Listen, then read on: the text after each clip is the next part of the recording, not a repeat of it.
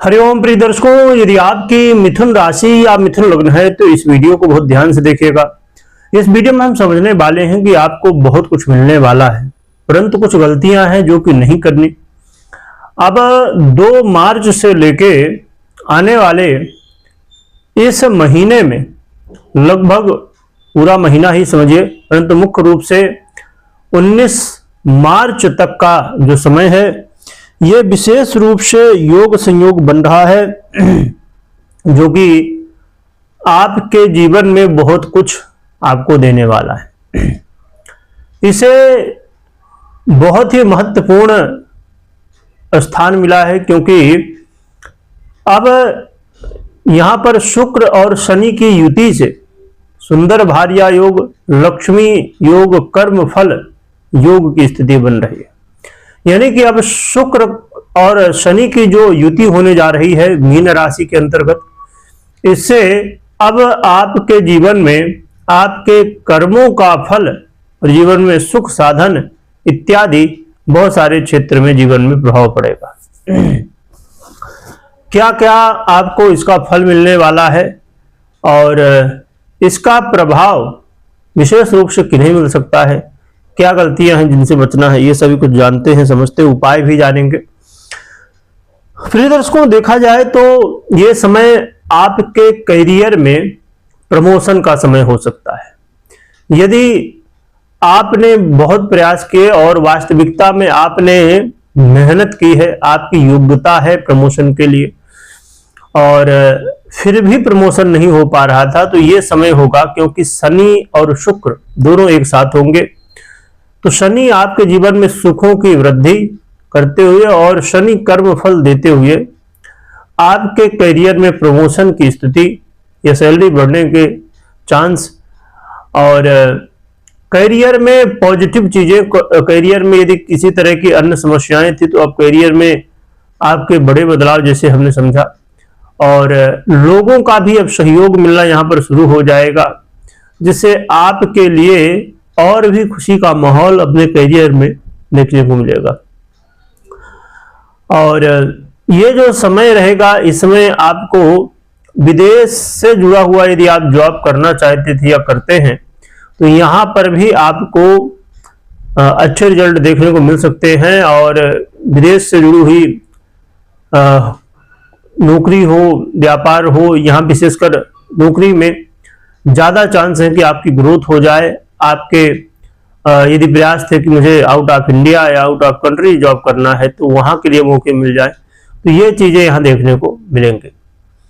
इसके अलावा इस समय लोगों का भी सहयोग और आपके जीवन में सुख साधन की चीजें, आप घर लेना चाहते थे, गाड़ी लेना चाहते थे या अन्य कोई लग्जरी चीजें लेना चाहते थे, तो ऐसे चीजें हम प्रयास तो करते हैं कई बार पर कुछ न कुछ कारण की वजह से नहीं हो पाता। तो ये समय होगा जिसमें इन सब चीजों का सुख, आपके जीवन में सुख की वृद्धि हो पाएगी, इन सब भौतिक सुखों को आप प्राप्त कर पाएंगे।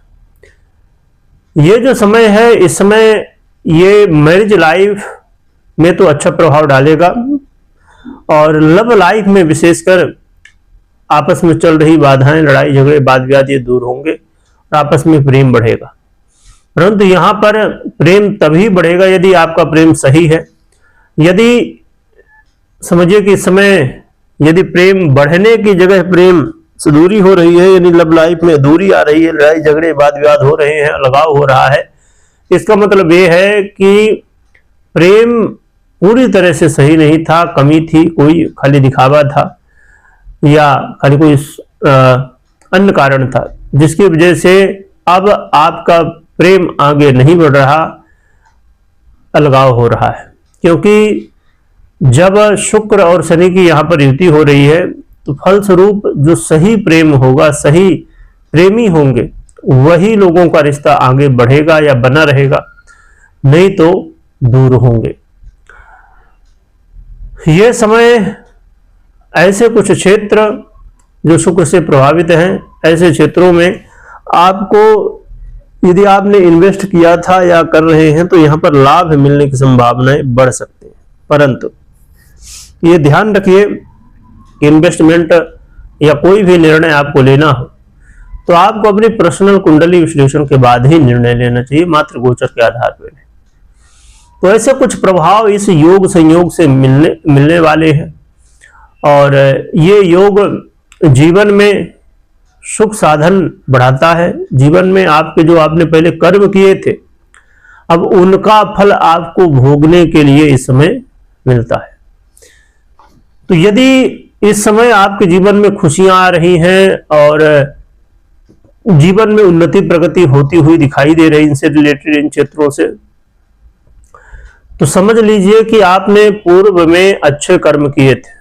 परंतु यदि समस्याएं आ रही हैं, चाहे वो करियर में हो, चाहे विदेश से जुड़े हुए काम में हो, या कोई चीज आप खरीद रहे हैं अपने सुख साधन की, या लव लाइफ या मैरिज लाइफ में समस्याएं आ रही हैं, तो समझ लीजिए कि कुछ न कुछ पहले का कर्म है जो कि अच्छा नहीं था, और उसका फल स्वरूप अब यहाँ समस्याएं उत्पन्न हो रही हैं।